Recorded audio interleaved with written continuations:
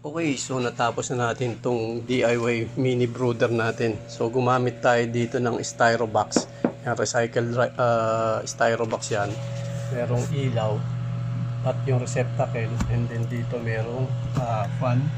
Tapos dito naman yung thermostat na STC 1000. Yan, so yung wiring niya dito sa likod, kung mapapansin nyo malinis, ayan o. Nilagyan ko kasi siya ng yung tubo na ginamit ko sa hydroponics. So nakita ko dun sa labas.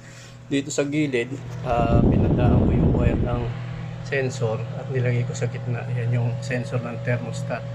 So dito makikita nyo naman may dalawang butas. Yan. Itong dalawang butas na to, ang purpose nito is para pagka mainit na dito at gusto mo mabigyan ng fresh air yung sisiw mo, yan, naalisin mo lang. Nilalagay ko to para hindi siya mapasok nung taga o kung ano man yung pwedeng kumain sa sisiw nyo. Dito rin meron dyang butas yan. So ang pinambutas ko dito, yung lata ng sardinas, saktong-sakto 53 mm yung sukat nito.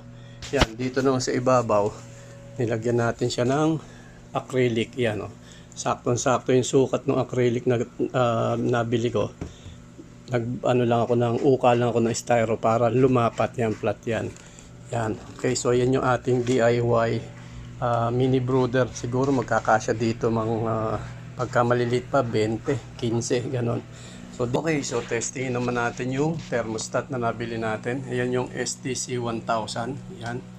Okay, so sa mga interesadong bumili nitong thermostat, ilalagay ko yung link dyan sa description kung gusto nyo gumawa ng sarili yung DIY incubator or itong DIY mini brooder na ginawa natin. So ito, nakaset to ng 32. Yan. Okay, so namatay na yung ilaw ng 32 degrees Celsius. Yan, no? So, ang ano nito, pag bumaba to ng 31.5, pag bumalik to sa 31.5, bubukas na yung ilaw, yung fan din. Yan, sabay silang bubukas. Yan. So, tingnan natin. Ito, 32.7. Yan. Sinet ko lang siya ng 32 kasi ito nga ang nangyayari pagka inantay ko yung ilaw, umaabot ng 32.7 yung temperature, kaya sakto lang.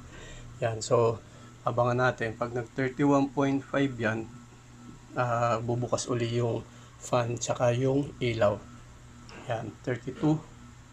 Buksan natin para mas mabilis. Yan.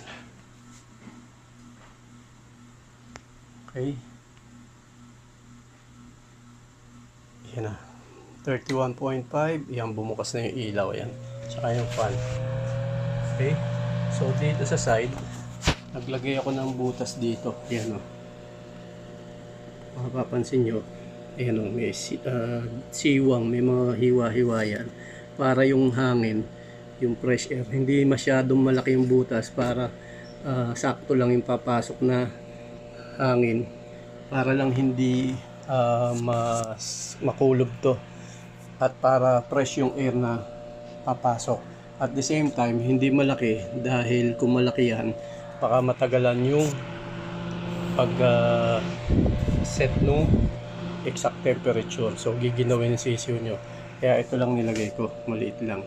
Yan. Okay, so sa mga interesado, kung gusto nyo makita yung wiring, ginamit ko dito sa STC 1000, at yung fan at yung valve, comment lang kayo kung gusto nyong gumawa ako nung video sa pag-assemble nitong mga connection nito. Yan. Okay, so comment lang kayo kung gusto nyo makita kung paano i-connect yung mga wiring, itong valve, itong fan dito sa ating STC 1000. Okay, so ito na yung ating DIY brooder. Yan, mini brooder. May mga sisiw na.